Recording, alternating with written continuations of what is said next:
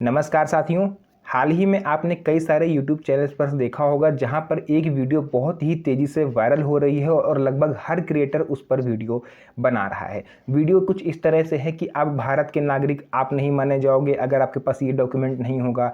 Supreme court का ये आदेश आ गया, आप सभी को दिखाना होगा नागरिकता प्रमाण पत्र। इस तरह की काफ़ी सारी वीडियोज़ इस समय आपकी आंखों के सामने आ रही होंगी और हो सकता है कि आप में से कुछ लोग ऐसे भी हो जो इन सब चीज़ों को देख के परेशान हो रहे हो और ये सोच रहे हो कि क्या हमारे पास ये सब डॉक्यूमेंट नहीं होंगे तो हम भारत के नागरिक नहीं माने जाएंगे।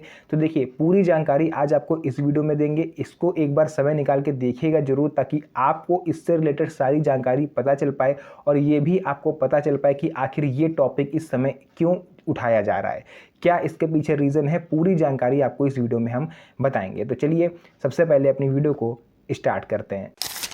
देखिए, सबसे पहले मैं आपको बता दूं कि आखिर ये टॉपिक इतना क्यों उठाया जा रहा है। तो ये टॉपिक उठाया जा रहा है CAA 2019 यानी कि नागरिकता संशोधन अधिनियम जो आया था 2019 में, उसको लेकर के सुप्रीम कोर्ट के क्या आदेश आए हैं, उसको लेकर के किन लोगों को नागरिकता मिलेगी किन को नहीं मिलेगी, उन सभी के बारे में आज हम लोग डिस्कस करने वाले हैं। तो साथियों, सबसे पहले मैं आपको बता दूं कि ऐसे लोग जो पाकिस्तान, बांग्लादेश और अफगानिस्तान यहाँ से धार्मिक उत्पीड़न के कारण आकर के भारत में रहने लगे हैं, भारत का मकसद था CAA 2019 के तहत ऐसे लोगों को भारत की नागरिकता देना। तो इस पर और ज़्यादा चर्चा करने के लिए मैंने इस पर बहुत ज़्यादा रिसर्च करके सबको एक जगह नोट डाउन कर लिया है, ताकि मैं आप लोग को पूरा क्लियर बता पाऊँ और मेरे से कोई भी इंपॉर्टेंट टॉपिक छूट ना जाए आप लोग को बताने के लिए। इसलिए मैंने इसको ऑलरेडी नोट डाउन करके रखा हुआ है। अब मैं आपको पूरा विस्तार से बताने जा रहा हूं। तो देखिए, यहां पर मैं लेकर के आ चुका हूं सीधे अपना जो भी आर्टिकल था मेरे सामने मैंने लिख लिया है। नागरिकता संशोधन अधिनियम यानी CAA 2019। सबसे पहले हम बात करेंगे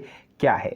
देखिए, CAA 2019 भारत का एक नागरिकता संशोधन अधिनियम का कानून है जिसे संसद ने दिसंबर 2019 में पारित किया था, यानी भारी मतों से इसको पारित किया गया था। इस अधिनियम का मुख्य उद्देश्य ये था कि पाकिस्तान, बांग्लादेश, अफगानिस्तान से ऐसे हिंदू, पारसी और जो भी मतलब सिख और जो भी मतलब हैं 6-7 धर्म मुस्लिमों को छोड़ के, यानी गैर मुस्लिम समुदाय के लोगों को भारत की नागरिकता देना है, जो धार्मिक उत्पीड़न के कारण पड़ोसी देश से आके हमारे यहाँ रहने लगे हैं। तो इसमें कौन कौन से धर्म आते हैं? देखिए, हिंदू, सिख, बौद्ध, जैन, ईसाई एवं पारसी। इसमें मुस्लिम जो भाई बहन हैं वो नहीं थे। अब ये कानून देखिए किन लोगों पर लागू होगा। ये कानून लागू होगा केवल ऐसे लोगों पर जो इन 3 देशों से आके रह रहे हैं, पाकिस्तान, बांग्लादेश, अफगानिस्तान। तो अगर आप भारत के निवासी हो तो देखिए आपको फिलहाल तो चिंता करने की ज़रूरत नहीं है, लेकिन हो सकता है भविष्य में आपको भी थोड़ी बहुत परेशानी हो। देखिए, 31 दिसंबर 2014 से पहले जो लोग भारत आके रहने लगे हैं उनके लिए तो इसमें किसी तरह की कोई परेशानी नहीं होगी, लेकिन जो लोग 2014 के बाद आके भारत में रह रहे हैं बाहर पड़ोसी देशों से, उनके लिए इसमें थोड़ी सी मुसीबत हो सकती है। अब मैं आपको यहाँ पर सेकंड नंबर पर बताऊँगा सुप्रीम कोर्ट का निर्णय एवं कानूनी स्थिति। हाल ही में इस समय चल क्या रहा है आखिर सुप्रीम कोर्ट में। तो देखिए, सुप्रीम कोर्ट में मामले की सुनवाई हो रही है। 2019 में जो CAA कानून आया था उसको लेकर के करीब 200 से ज़्यादा याचिकाएं सुप्रीम कोर्ट में डाली जा चुकी हैं। मूल प्रश्न क्या है? नंबर 1 पर क्वेश्चन जो पूछा जा रहा है वो ये है, क्या CAA संविधान के अनुच्छेद 14 यानी कि जो समानता का अधिकार होता है और अनुच्छेद 21 यानी जो गरिमा एवं जीवन का अधिकार है, क्या उसका उल्लंघन करता है? इसको लेकर के सुप्रीम कोर्ट ने भी सवाल पूछे हैं केंद्र से और इस पर अभी भी जाँच चल रही है। क्या इसमें धार्मिक आधार पर भेदभाव नहीं हो रहा है? लोगों का कहना ये था, क्यों मुस्लिम लोगों को जो है नहीं अनुमति दी जा रही है इसके तहत। तो जो भी चीज़ें थी सरकार ने इस पर पूरा क्लियर करा था। सुप्रीम कोर्ट ने अब तक CAA और इसके नियमों को लेकर के कोई भी अभी तक फिलहाल रोक नहीं लगाई है, अभी इसको चालू रखा गया है। लेकिन अभी जो आदेश आया है वो भी मैं आपको बता दूंगा। कानून फिलहाल ये लागू है CAA जो होता है, लेकिन इसकी वैधानिकता पर अंतिम फैसला सुप्रीम कोर्ट सुनाएगा। किसे भारतीय नागरिकता मिलेगी कानून की भाषा में? देखिए, यहाँ पर आप ध्यान से समझिएगा, पूरा मैंने इसीलिए नोट डाउन कर लिया है। जो लोग 31 दिसंबर 2014 या उससे पहले भारत आ चुके हैं या फिर भारत में रह रहे हैं और उपरोक्त धर्मों में, जो कि मैंने आपको अभी बताए 6 धर्म मैंने आपको बताए थे, आते हैं, तो वे अवैध प्रवासी नहीं माने जाएंगे, यानी कि उन्हें शरणार्थी नहीं माना जाएगा, उन्हें भारत का नागरिक माना जाएगा और उन्हें नागरिकता देने के लिए आवेदन कर सकते हैं। इसकी पूरी छूट उन्हें दी गई है। हालांकि कई लोगों ने इसके लिए आवेदन करा और उन्हें छूट भी मिल गई। इन आवेदकों के लिए नागरिकता पाने की जो अवधि थी उसको 12 साल से घटा करके 5 साल तक कर दिया गया है। यानी अगर आप 5 साल से भी रह रहे हो भारत में तो भी आप इसके लिए आवेदन कर सकते हो। हालांकि जो लोग 2014 के बाद आए हैं उनके लिए इसमें थोड़ा सा मुश्किल होगा। किन्हें नागरिकता नहीं मिलेगी, ध्यान से सुनिएगा, मुस्लिम शरणार्थी लोगों को इसमें नागरिकता नहीं दी जाएगी। यानी पाकिस्तान, अफगानिस्तान, बांग्लादेश से आए मुस्लिम समुदाय इस कानून के तहत पात्र नहीं माने जाएंगे। 31 दिसंबर 2014 के बाद मैंने आपको पूरा बता दिया। अब सुप्रीम कोर्ट की हालिया कार्यवाही क्या हुई है, इसको लेकर के आदेश क्या आया है। देखिए 11 मार्च 2024 को केंद्र सरकार ने एक लंबित नियम विधिवत जारी किए थे, जिससे नागरिकता के इस कानून के तहत आवेदन प्रक्रिया भी शुरू कर दी गई। सुप्रीम कोर्ट ने इस पर फिलहाल रोक नहीं लगाई है, लेकिन इसका निर्णय अभी भी पेंडिंग में पड़ा है। देखिए यहाँ पर देखिए एक केस में सुप्रीम कोर्ट ने CAA का हवाला देते हुए पूर्वी पाकिस्तान यानी कि बांग्लादेश से 1969 यानी कि 1969 में आए हिंदुओं को राहत दी है। उन्हें अवैध प्रवासी नहीं माना जाएगा। अब मैं आपको बताऊंगा भारतीय नागरिकों पर या इससे पहले से निवास कर रहे नागरिकों पर इसका क्या असर पड़ेगा। क्या भारतीयों को भी इसके लिए आवेदन करना होगा या उन्हें भी नागरिकता अपनी साबित करनी होगी। तो अक्सर आप लोगों ने ऐसी वीडियोस देखी होंगी, तो आज आपका ये डाउट क्लियर होगा। ये जो नियम है ये केवल उन लोगों पर लागू हो रहा है जो बाहर यानी कि 3 देशों के मैंने नाम लिए जो खुद को इस्लामिक स्टेट बोलते हैं, पाकिस्तान, बांग्लादेश और अफगानिस्तान। यहाँ से प्रताड़ित होकर के जो लोग भारत में आ रहे हैं मुस्लिम लोगों को छोड़ के, उन्हें भारत की नागरिकता CAA के तहत दी जाएगी, लेकिन उसकी प्रक्रिया काफ़ी ज़्यादा सख्त है और उस पर जो आवेदन की प्रक्रिया है वो समय समय पर चेंज हो सकती है। इसलिए अगर आप ऐसे आप लोग नागरिकता के लिए आवेदन करना चाह रहे हो तो आप लोग को सबसे पहले इनकी ऑफिशियल वेबसाइट से जो गृह मंत्रालय की ऑफिशियल वेबसाइट है वहाँ से कन्फर्मेशन ज़रूर करना चाहिए।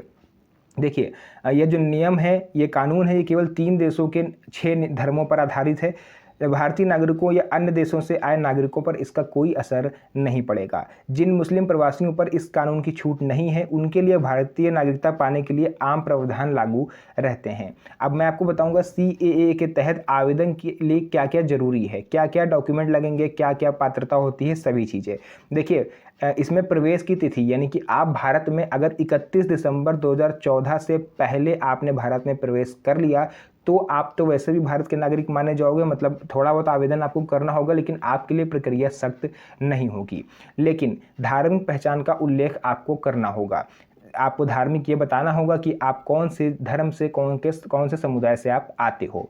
अन्य जरूरी दस्तावेज जो इसमें लगेंगे, सरकार ने नियमों के तहत 11 से 15 तरह के डॉक्यूमेंट आप लोग से मांगे हैं, जिनमें से जो आपको इनके ऑफिशियल पोर्टल पर मिल जाएगा। आप जाइएगा गृह मंत्रालय का जो ऑफिशियल पोर्टल है वहाँ पर आप इससे रिलेटेड सर्च करिएगा, आपको सभी डॉक्यूमेंट के बारे में पता चल जाएगा।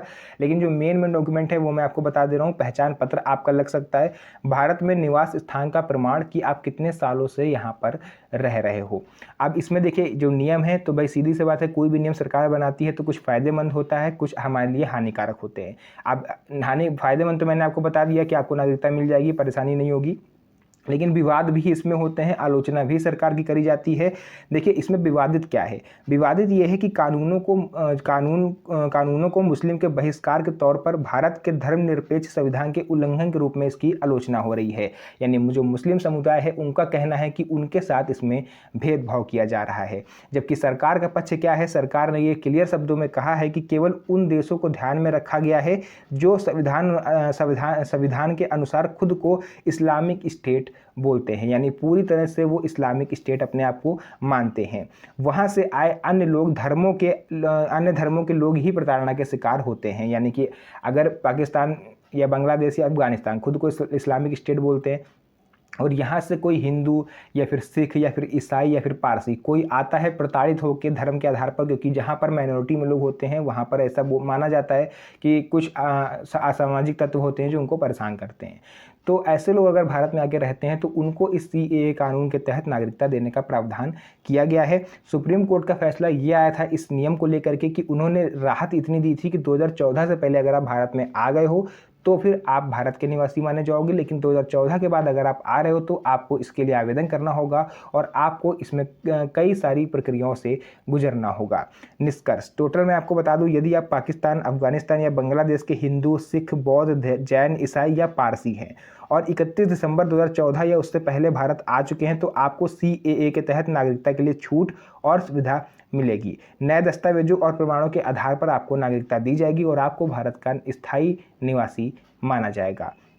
यदि आप उपरोक्त श्रेणी में नहीं आते हैं, यानी कि जो मैंने आपको धर्म बताया, अगर आप इसमें नहीं आते हो या फिर आप 2014 के बाद आए हो, तो भारतीय नागरिकता सामान्य कानून एवं कठिन प्रक्रिया द्वारा ही संभव है कि आपको भारत की नागरिकता मिल पाए। मुस्लिम शरणार्थी या अन्य देशों के लोग CAA के दायरे में नहीं आते हैं। सरकार ने हाल ही में इसकी ऑनलाइन व्यवस्था की है। अगर आपको ज़्यादा जानकारी चाहिए तो आप गृह मंत्रालय की ऑफिशियल वेबसाइट पर जा करके इससे रिलेटेड उनके जो भी आर्टिकल्स हैं, जो भी उन्होंने इसके बारे में दिशा निर्देश आए हैं, जो भी सुप्रीम कोर्ट के फैसले हैं, सब आपको वहां पर मिल जाएगा।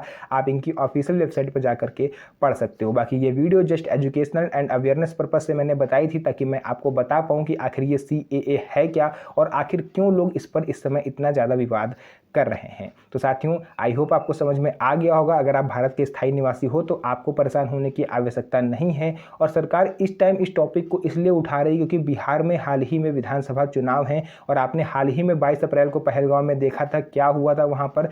इस वजह से भारत जो सरकार है वो नागरिकता देने के मामले में और भी ज़्यादा सख्त हो गई है। जब तक आपका पूरा बैकग्राउंड नहीं देख लेगी, जब तक आपके दिए गए सभी डॉक्यूमेंट को वेरीफाई नहीं कर लिया जाएगा, तब तक आपको भारत का स्थायी निवासी नहीं माना जाएगा। तो जो भी चीज़ें थी मैंने पूरा क्लियर बताया है। वीडियो पसंद आई हो तो वीडियो को लाइक करके चैनल को सब्सक्राइब जरूर करें, क्योंकि इस तरह की वीडियोज़ आपको यहाँ पर मिलती रहती है। तो मिलते हैं आप सभी से नेक्स्ट वीडियो में एक और अच्छी इंटरेस्टिंग मज़ेदार वीडियो के साथ। तब तक के लिए धन्यवाद। जय हिंद।